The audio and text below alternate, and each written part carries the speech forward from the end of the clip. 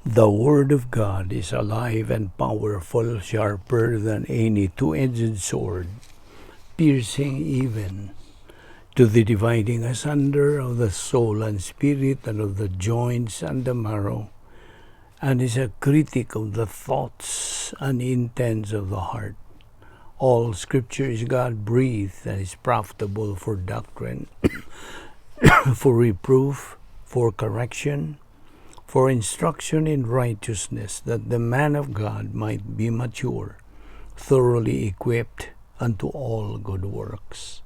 Study to show thyself approved unto God, a workman that needeth not to be ashamed, rightly dividing the word of truth.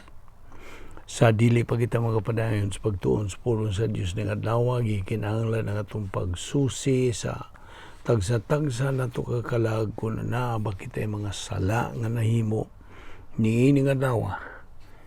Kung dili nato kini sugid ngadto sa Dios nga mahan, then mahimo lamang kining babag sa atong pagtuon sa pulong sa Dios. Busa gimanduan kitang mga magtotoo nga magpapuno sa Espiritu Santo, kinahanglan mo balik kita sa atong pagkikambitay sa Dios aron kita mahiluna ni ining paagi nato sa pagtuon sa pulong sa Dios. Busa gamita karon ang prinsipyo sa 1 John 1:9, which says in English, if we confess our sins, God is faithful and just to forgive us our sins and to cleanse us from all unrighteousness.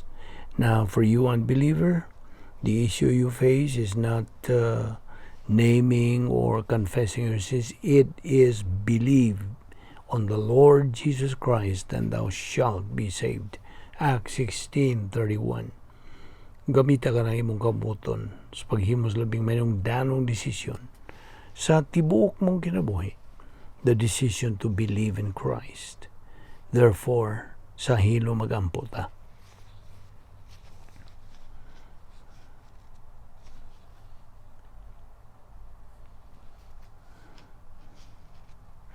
Ama namong langit nun, salamat nining lain o sa mga higayon sa among pagtuon sa imong pulong. Bani kami karon, pinagis pagtudlo ka na mas balang Espiritu Santo.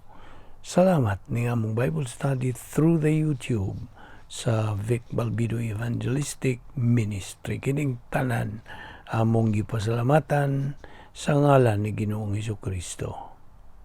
Amen. Well, may adlaw sa tanan to mga subscribers, mga suki, mga higala, mga silingan, atong mga igsuon diyan ni Kristo, our fellow believers. Welcome everyone.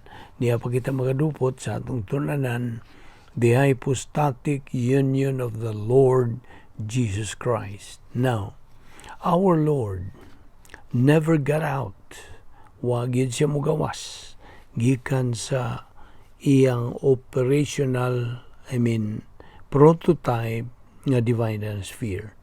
By the way, just to correct again, to straighten this out, nga ang divine sphere nga gigamit ni Ginoong Jesucristo samtang din siya sa unang pag-anhi, gitawag to prototype divine sphere. Ang atuwa karon ubos sa katuigan sa simbahan is operational divine sphere. Now, our Lord, during His first advent, never got out of the prototype divine sphere atol sa iyang hypostatic union. Thus, wa gyud siya makabuhat og bisag gamay nga sala.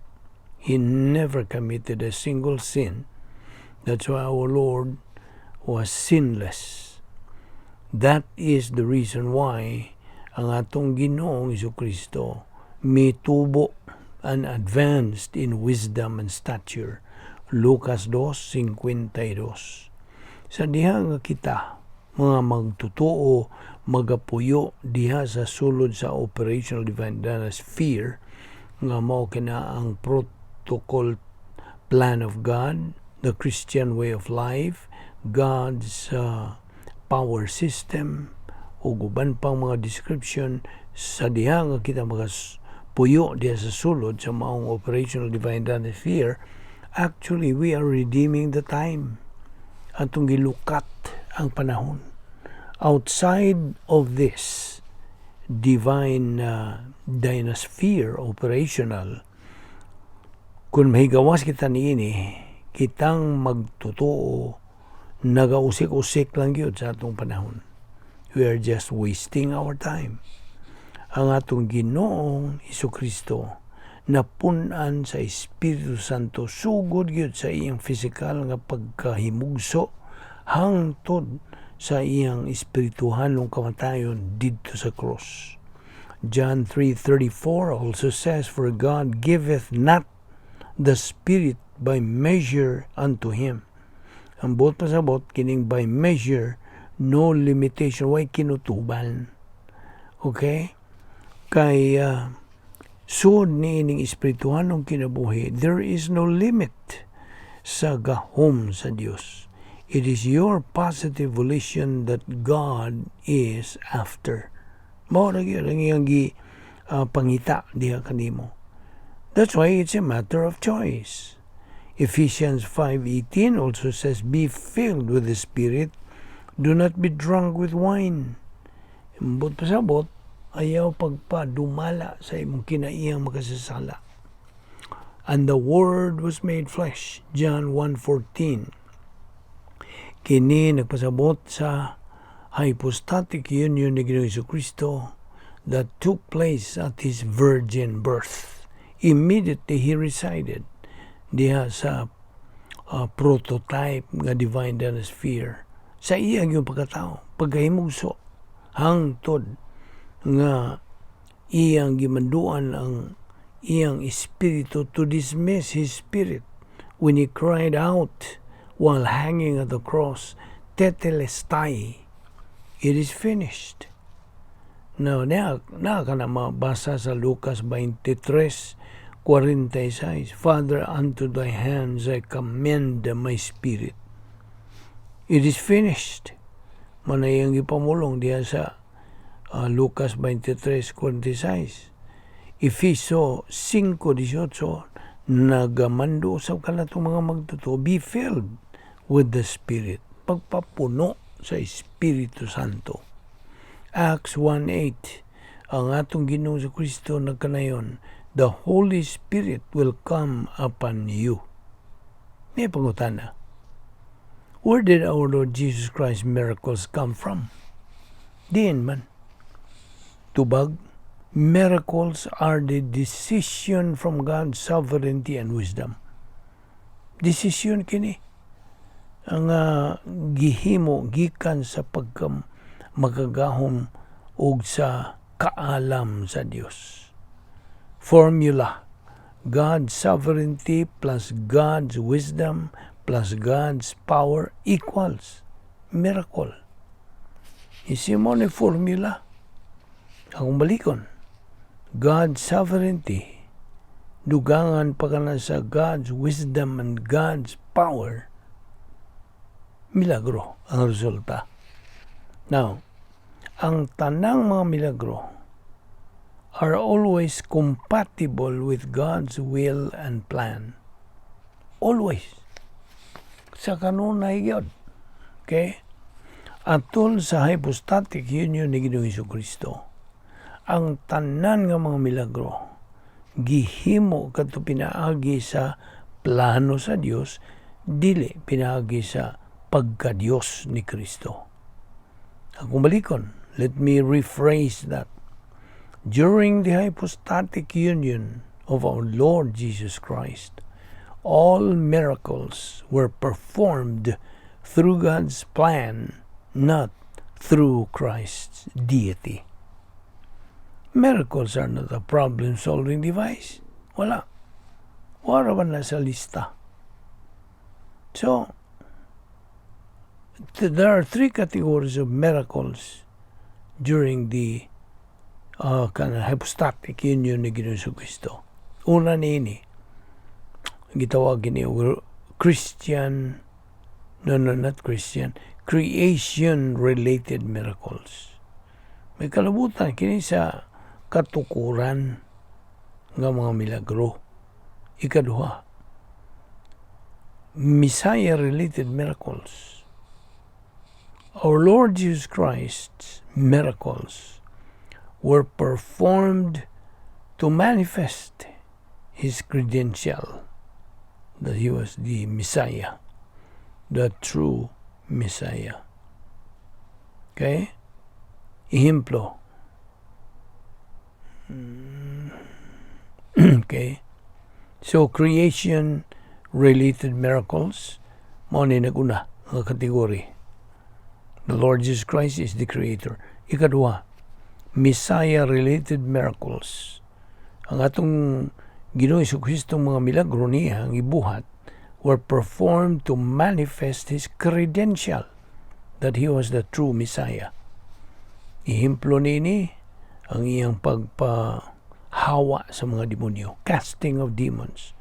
Ikaduha, calming down the storm, pagpakalma niya sa unos.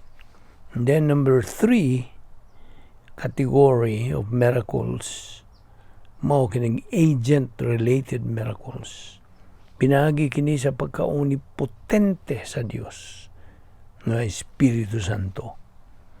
Natiwan ni nga ang tanang mga milagro gihimo kadto aron sa paghatag og credibility sa iyang pagka masaligan o katinuuran, credibility to our Lord's message. Now, going back to our spiritual life, we need to grow in grace. 2 Peter 3:18. Principle. The more doctrine we learn, the more capacity we gain. The more capacity we gain, the more spiritual we become. The more spiritual we become, the more rewards we acquire through both in time and in eternity. Kaya baligon ako. The more doctrine we learn, the more ang pagsabot ni mo kini. Mas daghan kag doktrina nga nakatunan, musamot ang imong katakos sa pag-angkon niini. The more capacity we gain, you see, the more spiritual we become. The more spiritual we become, the more rewards we acquire, both in time and in eternity. Yes, makadawat ka og mga ganti bisan pa dinhi ning kalibutan na. Mga panalangin. Now, ang atong espirituhanong kinabuhi is far greater than any miracle. Kadungog ka. So, dili importante ang mga milagro. Ang atong espirituhanong kinabuhi mo ay atong tutukan at tagan og pasiuna. Kay this is far greater than any miracle. In fact, ang atong espirituhanong kinabuhi is a miracle in itself. Milagro na mismo. So, we should know that the purpose of temptations is to let us reject and disobey God. Mao ba na? Mao na itumong ni Satanas. Kintalon ta niya to let us reject and disobey God. We should know mo niining tuyo nga tagang kitang mga pagtintal. Now, once we believers succumb to any temptation, si Satanas mudaog niyang gitawag og angelic conflict. O kita pildi sa atong espirituhanong kinabuhi, we become losers. That is why we believers need all the time knowledge, and more knowledge. Vitamin K, matud pa sa higala na kong pastor. Knowledge. O na'y labing merong danon sa atong pagkinabuhing espiritual. Knowledge of Bible doctrine. Nambot kasabot. So, tiwan itong maong prinsipyo, the more doctrine we learn, the more capacity we gain. The more capacity we gain, the more spiritual we become. The more spiritual we become, the more rewards we acquire both in time and in eternity. Di nilang una kita kutob at ipadayon ni ugmaya og sipyat sa sumpay sunod ni ini. Magamputa balaan na mga Dios, salamat sa imong grasya na among gipahimuslan ni ining adlaw.